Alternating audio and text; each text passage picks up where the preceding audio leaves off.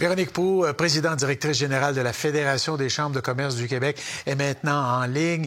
Bon, Madame Proulx, vous êtes une spécialiste aussi des importations, exportations. Dans une autre vie, vous avez déjà représenté ce secteur-là. On est dans un brouillon, dans un tourbillon. Je ne sais pas dans quoi on se retrouve, mais comment on va sortir de tout ça, 50 de tarifs douaniers? Ben, écoutez, vous l'avez bien dit, on est dans une situation qui est très chaotique, une crise sans précédent depuis le mois de janvier. Puis là, ça se poursuit. On avait l'impression qu'on avait un petit répit, mais ça se poursuit.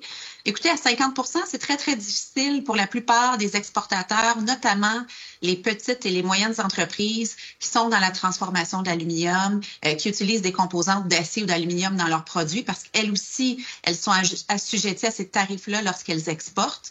C'est clair, quand elles arrivent aux États-Unis à 50 de plus, elles ne sont plus concurrentielles avec leurs concurrents américains. Alors, pour plusieurs, dès aujourd'hui, c'est des pertes de contrats en cours, c'est des pertes de contrats à venir. Puis on le voit que le secteur manufacturier, il y a un ralentissement important depuis le début de l'année. Donc, c'est excessivement difficile pour ces entreprises-là.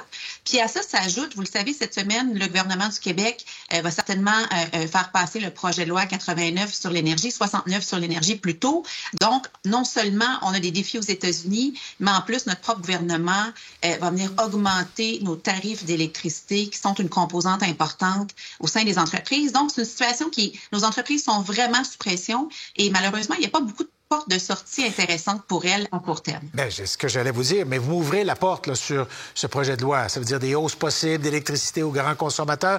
Qu'est-ce que vous recommandez spécifiquement? Diriez-vous, bien, écoutez, s'il faut payer, on paiera un jour, mais aujourd'hui, c'est pas le temps de nous charger davantage. Est-ce qu'il y a possibilité d'avoir un délai avant que ça entre en vigueur? Bien, absolument. Puis nous, c'est ce qu'on demande depuis le mois de janvier. Quand les tarifs ont été annoncés, on a dit au gouvernement du Québec, les tarifs d'électricité, c'est un levier de compétitivité. Concrètement, ce que ça veut dire, c'est que le fait que les tarifs soient plus bas qu'ailleurs dans le monde, ça nous permet d'attirer et de retenir des entreprises au Québec. Et c'est un des seuls leviers de compétitivité auxquels on a accès. Donc, pour nous, c'est un non-sens. Les entreprises ne comprennent pas pourquoi la ministre Fréchette, le premier ministre Legault vont de l'avant avec des tarifs qui pourraient augmenter. Nous, on leur demande de geler ça, de geler les tarifs, le temps qu'on passe au travers de cette crise-là. Mais je vous dirais, il y a les tarifs, mais au-delà de ça, c'est très clair que nos gouvernements doivent accélérer le pas sur les leviers sur lesquels ils ont du contrôle. On parle des contrats publics, privilégier le contenu local. On parle d'aplanir les barrières au commerce interprovincial. Ça nous prend une meilleure utilisation de nos ressources naturelles. Donc, le sentiment d'urgence, là, il habite beaucoup les entreprises, mais il doit habiter les gouvernements aussi pour qu'ils mettent en place des changements qui vont avoir un impact concret sur nous dès aujourd'hui. Puis le pire, c'est que ça touche des gens qui fabriquent des choses ici même, parce que je pense juste à la canette de bière, je pense aux microbrasseries qu'on va aller visiter en fin de semaine et en tourisme. Bon, tout va bien jusque-là, mais l'aluminium part et il est frappé parce qu'on a besoin, je sais pas, du couvercle ou de la capsule là, pour ouvrir.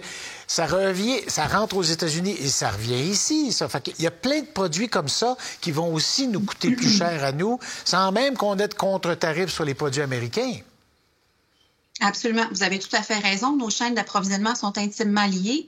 Et là, c'est tout le monde qui exporte aux États-Unis. C'est pas juste le Canada. Hein. Tous les pays qui exportent aux États-Unis, l'acier et l'aluminium vont être touchés. Fait que globalement, ça va nuire à notre économie, mais ça va nuire à la leur aussi. Les prix vont augmenter et on devrait voir que l'ensemble de nos industries vont être impactées. Mais vous avez soulevé un point intéressant. Le gouvernement canadien n'a pas encore annoncé de contre-mesures tarifaires et on lui demande aujourd'hui, on demande au premier ministre Carney de ne pas prendre cette voie-là. Parce que les contre-mesures tarifaires, même si ça semble une bonne réponse, puis ça prend une réponse aux tarifs américains, c'est ce qui fait le plus mal à nos entreprises. Alors ça, on demande au gouvernement de ne pas aller dans cette direction-là, ou du moins de ne pas faire du dollar pour dollar, parce que c'est ce qui nuit à nos petites, moyennes entreprises partout à travers le Québec. Dites-moi, voyez-vous des entreprises ou des secteurs, puis je pense que je vais terminer sur une bonne note, peut-être que c'est ma nature, des entrepreneurs au Québec disent « Attends un peu, je pourrais frapper la fameuse canette de bière ou je pourrais modifier cette tige d'acier, faire ça ici. Peut-être que je peux avoir un quart de soirée pour faire ce genre de travail-là. » Voyez-vous ça aussi? C'est trop un tourbillon pour qu'on investisse dans des surfaces d'usinage et d'outillage? Je vous dirais qu'on voit certaines initiatives. En fait, ce qu'on voit, là, comme on l'a vu au niveau de l'achat local, les gens qui vont à l'épicerie qui regardent les étiquettes pour pas acheter américain, Oui. on le sent chez les entreprises aussi de revoir leur chaîne d'approvisionnement, de voir s'il y a d'autres alternatives au niveau de l'approvisionnement en composantes en matières premières.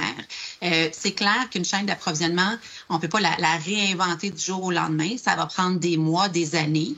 Mais c'est là où il y a un travail qui peut se faire avec les gouvernements pour voir quels sont nos secteurs prioritaires, quels sont les secteurs critiques où on aimerait diversifier nos sources d'approvisionnement puis d'investir ici pour développer cette capacité-là. Donc là, on le voit à la pièce chez certaines entreprises. Fait que oui, dans toutes les crises, il y a des opportunités. Puis en fait, mon message, c'est que les entreprises sont prêtes à les saisir, mais il faut que nos gouvernements soient à nos côtés puis qu'ils accélèrent le pas pour qu'on puisse réduire cette dépendance-là envers les Américains, puis éviter de se retrouver là à nouveau dans les prochains mois, prochaines années.